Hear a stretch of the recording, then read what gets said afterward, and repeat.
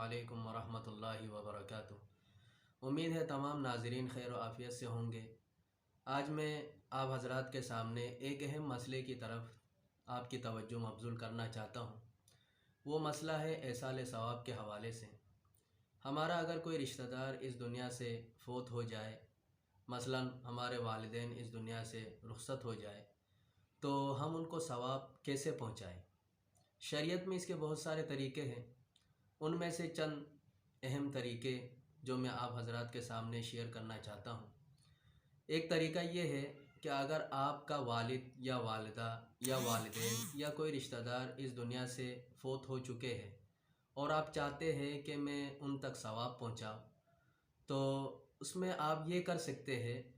मसलन किसी मस्जिद या मदरसे में तामीराती काम हो रहा हो, तो आप वहाँ पे रकम लगा सकते हैं, उसमें हिस्सा डाल सकते हैं और अल्लाह से ये दुआ कर सकते हैं, अल्लाह इसका सवाब मेरे वालिद तक पहुँचा दे या मेरे वालिदा तक पहुँचा दे या मेरे रिश्तेदार जो इस दुनिया से फ़ौत हो चुके हैं उन तक पहुँचा दे। एक तरीक़ा तो ये है और ये बहुत ही बेहतरीन तरीक़ा है। इसी तरह आप रोज़ाना के बुनियाद पर 1 रुपया हो, 2 रुपया हो, जितनी आपकी इस्तिताअत हो, 10 रुपया हो, 20 रुपया हो, आप किसी मुस्तहिक को दे सकते हैं और अल्लाह से ये दुआ कर सकते हैं, अल्लाह इसका सवाब फ़ुला तक पहुँचा दे। इसी तरह एक तरीक़ा ये है, मसलन अगर आपको नियाज़ करनी हो यानी लोगों को खाना खिलाना हो, तो उसमें ये तरीक़ा इख्तियार किया जाए कि नियाज़ सिर्फ़ और सिर्फ़ अल्लाह के नाम पर हो। उसके साथ साथ वो नियाज़ जो आप कर रहे हैं ये सिर्फ़ उन्हीं को खिलाए जो इसका मुस्तहिक है। यतीम, मसाकीन, फ़ुक़रा जो मोहताज है, गरीब है, उनको आप खिला सकते हैं।